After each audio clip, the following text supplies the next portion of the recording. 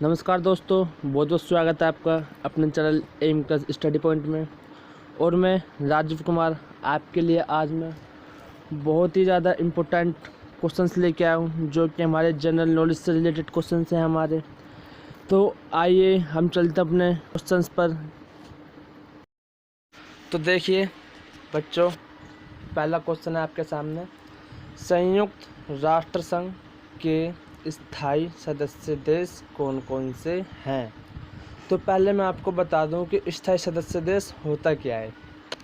तो दोस्तों, स्थायी सदस्य देश ऐसे देश होते हैं जिनके पास पावर होती है, जिसे हम कहते हैं वीटो पावर। यानी कभी भी किसी भी देश को लेकर कोई भी किसी भी प्रकार का डिसीजन लेना हो तो ये 5 देश, फ्रांस हो गया, रसिया हो गया, अमेरिका होगा, चाइना हो गया, इंग्लैंड हो गया, ये अपनी वीटो पावर का प्रयोग कर सकते हैं। और दोस्त, मेरी इस बात पर ध्यान देना। मान लीजिए ये 4 सदस्य देश, फ्रांस हो गया, रसिया हो गया, अमेरिका हो गया और चाइना हो गया। अगर ये 4 देश किसी पॉइंट को लेकर सहमत है कि हाँ जी हमें ये करना चाहिए, ये नहीं करना चाहिए, और किसी कारण की वजह से ये जो हमारा इंग्लैंड देश है ये इनकी बात से सहमत ना हो, इन्होंने मना कर दिया कि जी मैं आपकी बात से सहमत नहीं हूँ, तो जो ये 4 सदस्य देश हैं इनकी पावर ख़त्म हो जाएगी। तो दोस्तों, इतनी ज़्यादा पावर होती है इन स्थायी सदस्य देशों की। तो आइए देखते हैं ऐसे 5 सदस्य देश कौन कौन से हैं और इसकी ट्रिक क्या है। दोस्तों, इसकी ट्रिक आपके सामने है फ्रेस, FRACE। तो देखिए दोस्तों, F से हमारा आता है फ्रांस, R से आता है रसिया, A से अमेरिका, C से चाइना और E से इंग्लैंड। नेक्स्ट क्वेश्चन है आपके सामने। ये जो क्वेश्चन है आपके सामने ये इतिहास से लिया हुआ क्वेश्चन है। तो देखिए क्वेश्चन हमारा क्या है। शाहजहाँ ने क्या क्या बनवाया? शाहजहाँ को तो आप सब जने जानते होंगे, वही शाहजहाँ जिसने ताजमहल बनवाया था अपनी मुमताज़ की याद यार में। ठीक है, देखिए उसने क्या क्या बनवाया था। तो इसकी ट्रिक है बच्चों, मत जा रेशमा दीवानी। आइए देखते हैं। मैं से मयूर सिंहासन। जो मयूर सिंहासन है ये शाहजहाँ ने बनवाया था। तो दोस्तों, ये जो हमारा मयूर सिंहासन है यह सबसे पहले आगरा किले में रखा गया। फिर क्या हुआ, इसे वहाँ से दिल्ली के लाल किले में लाकर रख दिया गया। इसका जो नाम है मयूर सिंहासन, इसका मयूर सिंहासन नाम इसलिए पड़ा क्योंकि इसके पिछले हिस्से में 2 नाचते हुए मोर दिखाए गए हैं। अगला बात करते हैं हम ताजमहल की। तो दोस्तों, यह ताजमहल हमारा आगरा में स्थित है। और दोस्तों, यह जो हमारा ताजमहल है यह विश्व का धरोहर मकबरा है। अगला बात करते हैं हम जामा मस्जिद की, जो कि दिल्ली में स्थित है। तो दोस्तों, ये जो हमारा जामा मस्जिद है ये लाल पत्थर और संगमरमर के पत्थरों से बनाया गया है। और जो दोस्तों, ये जो हमारा जामा मस्जिद है इसका निर्माण 1650 में शाहजहाँ ने शुरू करवाया था। अब बात करते हैं हम नेक्स्ट की। तो नेक्स्ट है हमारा रेशमा बाग, जो कि उत्तर प्रदेश के आगरा ज़िले में स्थित है। नेक्स्ट है हमारा शाह से शाहजहाँ बाग। अगला है हमारा माँ से मोती मस्जिद। इसका निर्माण दोस्तों आगरा में करवाया गया था। नेक्स्ट है हमारा दीवानी से हमारा दोस्तों आता है दीवाने आम, दीवाने खास। तो दोस्तों, ये जितनी भी इमारतें शाहजहाँ ने बनवाई थी ये उसने भारत में बनवाई थी। चलिए चलते हैं अपने अगले क्वेश्चंस पर। तो नेक्स्ट क्वेश्चन आपके सामने है बच्चों, बंगाल की खाड़ी में गिरने वाली भारत की प्रमुख नदियाँ कौन कौन सी हैं? इसके कहने का मतलब यह है कि भारत की ऐसी कौन कौन सी प्रमुख नदियाँ हैं जो बंगाल की खाड़ी में जाकर गिरती हैं। तो आइए इसकी ट्रिक देखते हैं। ट्रिक है हमारे सामने, ब्रह्मा की गोद में गंगा। तो आइए देखते हैं ब्रह्मा से हमारी ब्रह्म नदी। तो दोस्तों ये जो हमारी ब्रह्मा नदी है इसको हम ब्रह्मपुत्र भी बोलते हैं।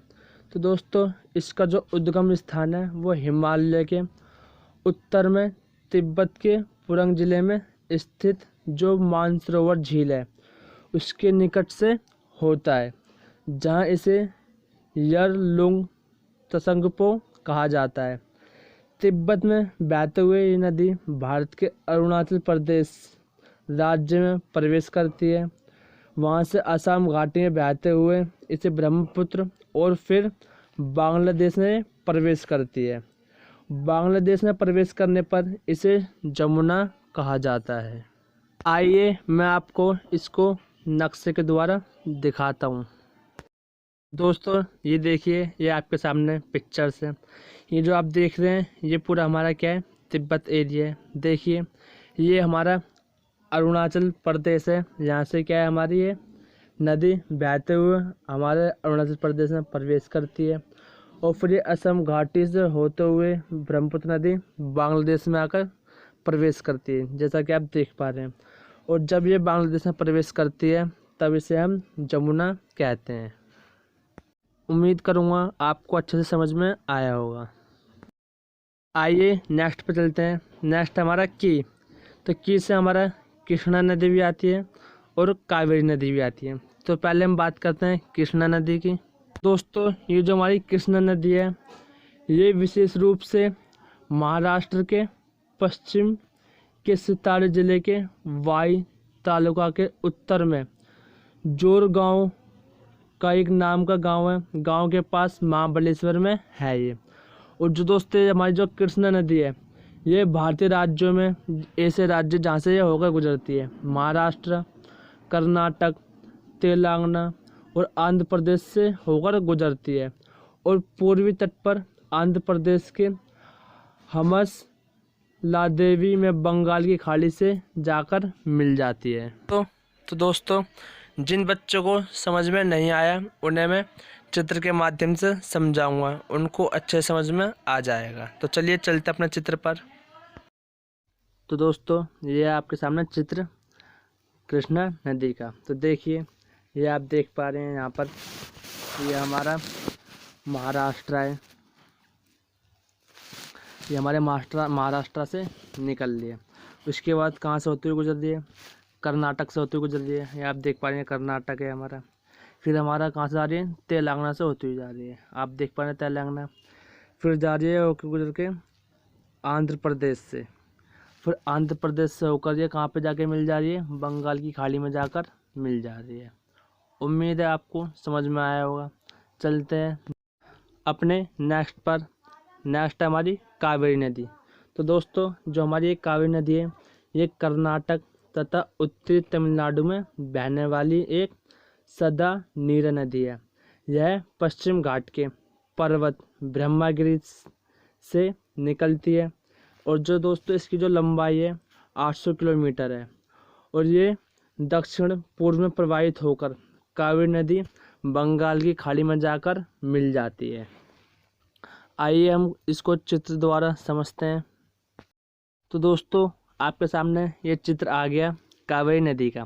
तो दोस्तों आप जो ये देख पा रहे हैं ये एरिया ये हमारा कर्नाटक है और जो आपको ब्लू लाइन दिख रही है ये हमारी कावेरी नदी है। तो आप देख पा रहे हैं ये कर्नाटक से बहती हुई जा रही है और जो ये हमारा एरिया आ जाता है ये हमारा तमिलनाडु। तमिलनाडु से होती हुई कहाँ पे जाके मिल रही है, बंगाल की खाड़ी में।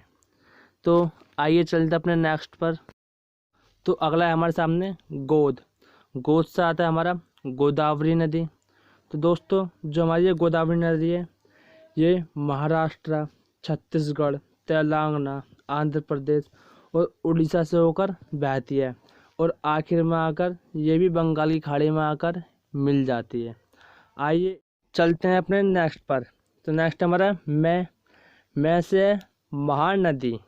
तो दोस्तों ये जो हमारी महानदी है यह उड़ीसा और छत्तीसगढ़ में बहती है और जाकर बंगाल की खाड़ी में मिल जाती है। और नेक्स्ट हमारा गंगा। दोस्तों ये जो हमारी गंगा नदी है इसे तो आप सब अच्छे तरीके से जानते ही होंगे। तो देखिए हम बात करते हैं गंगा नदी के बारे में। तो दोस्तों ये जो हमारी गंगा नदी है भारत की सबसे महत्वपूर्ण नदी है। यह भारत और बांग्लादेश में कुल मिलाकर 2525 किलोमीटर की दूरी तय करती हुई उत्तराखंड में हिमालय से लेकर बंगाल की खाड़ी के सुंदरवन तक विशाल भूभाग को सिंचित करती है। तो आइए चलते अपने अगले क्वेश्चन की ओर। तो अगला क्वेश्चन है हमारे सामने G8 के सदस्य देश। जो हमारा G8 है इसके सदस्य देश कौन कौन से हैं। तो इसकी ट्रिक हमारे सामने है। जीजा कई बार फ्रांस आए। तो आइए देखते हैं। जी से जर्मनी, जापान, का से कनाडा, ई से इटली, बा से ब्रिटेन, रा से रूस, फ्रांस से हमारा फ्रांस ही हो गया, और आई से ऑस्ट्रेलिया। तो दोस्तों देखिए जो हमारे रूस है, जो हमारे रूस देश है, आप सभी जानते होंगे इसके बारे में। जो इसका क्षेत्रफल है वो विश्व में सबसे अधिक है। तो दोस्तों पूरे दिन भर में रूस में एक टाइम ऐसा आता है, मान लीजिए ये जो हमारा रूस है इतना बड़ा क्षेत्र, तो इसमें होता है क्या है कि एक दिन में ऐसा होता है कि जो हमारा ये इतना हिस्सा है, जो इतना हिस्सा है इतने में शाम हो रही है और इतने में दिन हो रहा है। इतना ज़्यादा बड़ा एरिया है इसका, इतना अधिक क्षेत्र है। देखिए कनाडा जो है हमारा ये यूएसए का उत्तरी भाग है। जापान जहाँ पे हिरोशिमा और नागासाकी पर बम गिराए गए थे। आइए इन देशों को मैं आपके सामने चित्रों द्वारा दर्शाता हूँ। तो देखिए ये जो आपको पिक्चर दिख रही है ये हमारे रूस की, जिसे हम रसिया बोलते हैं। आप देख पा रहे हैं ये देखिए ये कितना बड़ा क्षेत्रफल है। ये विश्व का क्षेत्रफल में सबसे बड़ा देश है। आइए देखते हैं अपने दूसरी पिक्चर को, दूसरे देश को। ये हमारा कनाडा है, उत्तरी अमेरिका का पार्ट। तो देखिए आइए बात करते हैं अपनी अगली पिक्चर पे और देशों के बारे में। ये देखिए ये जो हमारे सामने ये हमारा जर्मनी है। जर्मनी के नीचे आए हम थोड़ा लेफ्ट साइड में, तो ये हमारा फ्रांस हो गया। और फ्रांस के हल्का सा नीचे आए राइट हैंड पे, तो ये हमारा है इटली। ये नेक्स्ट पिक्चर में आप देख पा रहे हैं ये हमारा है जापान। ये छोटा सा देश है, बिल्कुल ही छोटा सा देश जापान है हमारा, और विकसित देश है ये हमारा। अगली पिक्चर पे आते हैं। ये हमारा ऑस्ट्रेलिया है, जो कि एक छोटा सा महाद्वीप है। उम्मीद करता हूँ आपको समझ में आया होगा।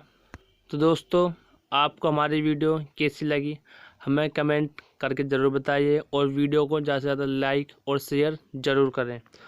और हमारे चैनल को जिन बच्चों ने सब्सक्राइब ना किया हो वो सब्सक्राइब कर दें, ताकि हमारे आने वाली सभी वीडियो आप तक टाइम टू टाइम पहुंच सके। धन्यवाद, गुड बाय।